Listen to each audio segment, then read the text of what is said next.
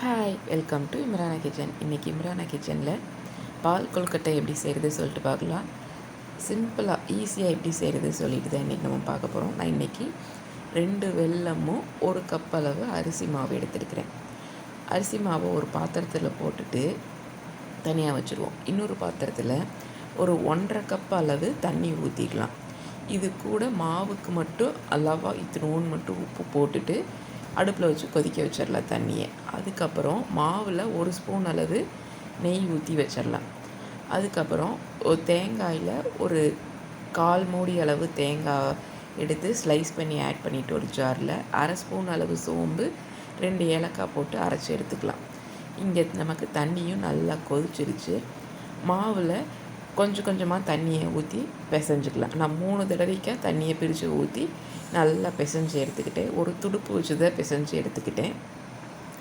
பாருங்கள், இப்படி இந்த மாதிரிக்கு கையில் ஒட்டாத அளவுக்கு மாவு பிசைஞ்சு எடுத்துக்கணும். 1 கப்பு மாவுக்கு 1.5 கப் அளவு தண்ணி வச்சு நம்ம கொதிக்க வச்சு பிசைஞ்சோம்னா சூப்பராக மாவு ரெடி ஆயிரும். 2 வெல்லத்தை தட்டி எடுத்துருக்கிறேன். சும்மா கோர்ஸாக தட்டி எடுத்துருக்கிறேன். இதை ஒரு பாத்திரத்தில் போட்டுட்டு ஒரு 1.5 கப் அளவு தண்ணி ஊற்றி கொதிக்க வச்சிடலாம். அது கொதிக்கட்டும். நம்ம இங்கே தேங்காயை அரைச்சி எடுத்துகிட்டு வந்துட்டோம். 3/4 ரொம்ப பேஸ்ட்டாக இல்லாமல் 3/4 பதத்துக்கு கொஞ்சம் திரியாக தேங்காய் இருந்தாலும் பரவாயில்ல, அந்த அளவுக்கு அரைச்சி எடுத்து வச்சுக்கணும். இங்கே வெல்லமும் நமக்கு கொதிச்சிட்ருக்கு. இது பாகு மாதிரி கன்சிஸ்டன்சி வரணும்னு இல்லை, அந்த வெல்லம் மட்டும் கரைஞ்சா போதும், அவ்வளோவுக்கு மட்டும் ரெடியானால் போதும். அது கொதிக்கட்டும்.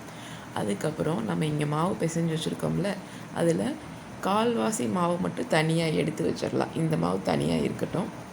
இந்த 3/4 மாவை மட்டும் நம்ம எடுத்து கொஞ்சம் கொஞ்சமாக போர்ஷனாக பிரிச்சுட்டு கையில் உருட்டி அப்படியே ஃபஸ்ட்டு குட்டியாக ஒரு பீஸ் எடுத்துட்டு அதை கையில் இப்படி தேய்ச்சி விட்டோம் அப்படின்னா நீளமாக நமக்கு கிடைக்கும். இதே மாதிரியே எல்லா மாவையுமே உருட்டி எடுத்துக்கணும். நீளமாக உருட்டி எடுத்துக்கணும். இல்லை உங்களுக்கு உருண்டையாக குட்டியாக வேணும் அப்படின்னாலும் அந்த மாதிரி உருட்டி எடுத்துக்கலாம். நான் இன்றைக்கி நீளமாக உருட்டி எடுத்துக்கிட்டேன். இந்த நீளமாக போட்டுட்டோம் அப்படின்னா சீக்கிரம் உங்களுக்கு மாவு வெந்துடும். உருண்டையாக போட்டோம்னா இன்னும் கொஞ்சம் டைம் கொடுத்து வேகிற மாதிரி இருக்கும். அவ்வளோதான் டிஃப்ரென்ஸ். இப்போ நமக்கு அதே மாதிரி உருட்டி வச்சுக்கலாம். நம்ம வெல்லத்தை கரைய வச்சுருந்தோம்ல, வெல்லம் நல்லா எல்லா வெல்லமும் கரைஞ்சி வந்துடுச்சு. அதை ஒரு வடி வச்சு பாத்திரத்தில் வடிகட்டிக்கலாம். வடிகட்டிட்டு நான் மறுபடியும் அதே பாத்திரத்தில் ஊற்றி வச்சுக்கிறேன். ஏன்னா நமக்கு பால் கொழுக்கட்டை செய்கிறது கொஞ்சம் பெரிய பாத்திரமாக இருந்தால் நல்லாயிருக்கும் அப்படிங்கிறதுனால அதே பாத்திரத்தில் ஊற்றி வச்சுக்கிட்டேன். அப்புறம் நம்ம மாவு இருக்கிறது எல்லாத்தையுமே உருட்டி வச்சுக்கலாம். 3/4 மாவை மட்டும்தான் உருட்டி வைக்கிறோம். 1/4 மாவு அப்படியே இருக்கணும். அது பார்த்துக்கோங்க. பாருங்கள், இப்போ ஓரளவு எல்லா மாவையுமே நம்ம இப்போ உருட்டி வச்சாச்சு. இப்போ மாவு எல்லாத்தையும் உருட்டி வச்சாச்சு. 1/4 மாவு அப்படியே இருக்குது. வெள்ளை கரைச்சி வச்ச தண்ணி அப்படியே இருக்குது. அது பாகு கிடையாது. இப்போ நம்ம வெள்ளை கரைச்ச தண்ணியை தூக்கி அடுப்பில் வச்சுட்டு மீடியம் ஃப்ளேம்லேயே வச்சுக்கோம். அது கொதி வர நம்ம உருட்டி வச்சுருக்கிற மாவு எல்லாத்தையுமே உள்ளே போட்டுடலாம். நம்ம பால்ஸாகவும் ஊட்டிக்கலாம், நீல வாக்கில் ஊட்டிக்கலாம். அது நமக்கு வேணுங்கிற ஷேப்பில் நம்ம ஊட்டிக்கிறது தான், நம்ம இஷ்டந்தான். அது நம்ம ஊட்டி வச்ச மாவு எல்லாத்தையுமே எடுத்து அந்த வெள்ளை தண்ணியில் போட்டுருவோம். அது மீடியம் ஃப்ளேம்லேயே வச்சு கொதிக்க வச்சிடலாம். ஃபுல் ஃப்ளேமில் வச்சு கொதிக்க வைக்க வேணாம், கரைஞ்சிரும். மீடியம் ஃப்ளேம்லேயே வச்சு கொதிக்க வச்சிடலாம். அது கொதிக்கட்டும். இந்த சைடு நம்ம 1/4 மாவு எடுத்து வச்சுருந்தோம்ல, அதில் நல்லா தண்ணி ஊற்றி நல்லா கரைச்சி எடுத்துக்கணும். நல்லா தண்ணியாட்ட கட்டி இல்லாத மாதிரி கரைச்சி எடுத்துக்கணும். இந்த அளவுக்கு கரைச்சி எடுத்துக்கணும். இந்த மாவு அப்படியே இருக்கட்டும். நம்ம மாவு வேக வச்சுருந்தோம்ல, இப்போ தான் கொதி வேக ஆரம்பிச்சிருக்கு. மாவு வெந்துருச்சாங்கிறது நமக்கு அப்படியே பார்க்கும்போதே தெரியும். அப்படியே அந்த மாவு வெல்லத்துக்குள்ளே மூழ்கி அப்படியே இஞ்சிட்டு அப்படியே ஒரு கிளாஸியான பக்குவத்துக்கு வரும்.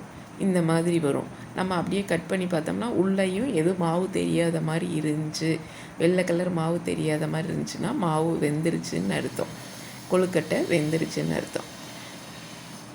அதுக்கப்புறம் நம்ம கரைச்சி வச்சுருக்கிற மாவு, தேங்காய் பேஸ்ட் அரைச்சி வச்சுருக்குறோம்ல, அந்த பேஸ்ட்டு ஊற்றிட்டு நமக்கு வேணுங்கிற அளவு தண்ணி ஊற்றி கலந்து விட்டுடலாம். மீடியம் ஃப்ளேம்லேயே இருக்கட்டும்.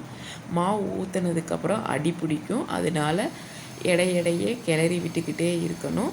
மீடியம் ஃப்ளேம்லேயே இருக்கணும். இது ஊற்றுனதுக்கப்புறம் ஒரு 1/4 ஸ்பூன் அளவு சுக்கு பொடி போட்டுக்கிறேன். பிள்ளைகளுக்கு சளி பிடிக்காமல் இருக்கும் அப்படிங்கிறதுக்காக, இனிப்பில் அதனால் சளி பிடிக்காமல் இருக்கணும் அப்படிங்கிறதுக்காக சுக்கு பொடி கொஞ்சம் போட்டுட்டு நல்லா கலந்து விட்டுக்கிட்டே இருந்தோம் அப்படின்னா அந்த தண்ணியாட்ட இருந்த மாவு திக்காக கிடைக்கும். இந்த டைமில் மாவு வெந்திருக்காங்கிறத செக் பண்ணிக்குவோம். ஒரு கரண்டியில் எடுத்து நம்ம இப்படி கோடு போட்டோம் அப்படின்னா கேப் விழுகும். அப்படியும் பார்த்துக்கினா இன்னொன்று எப்படி அப்படின்னா நம்ம கையில் எடுத்து பார்த்தோம்னா மாவு கையில் ஒட்டாமல் இருக்கணும். அப்படி இருந்துச்சுன்னா மாவு வெந்துருச்சுன்னு அர்த்தம். அவ்வளோதான். நமக்கு இப்போ பால் கொழுக்கட்டை ரெடி. நம்ம மாவு தேங்காய் ஊற்றுனதுக்கப்புறம் ஒரு 7 நிமிஷம் மீடியம் ஃப்ளேம் இல்லை சிம்லேயே வச்சு வேக வச்சிட்டோம்னா நமக்கு பால் கொழுக்கட்டை நல்லா திக்காகி சூப்பராக ரெடி ஆயிடுச்சு. நல்லா திக்காக இப்போ நமக்கு பால் கொழுக்கட்டை ரெடி. இந்த வீடியோ பிடிச்சிச்சுன்னா லைக் பண்ணி ஷேர் பண்ணி சப்ஸ்கிரைப் பண்ணுங்கள். தேங்க்ஸ் ஃபார் வாட்சிங்.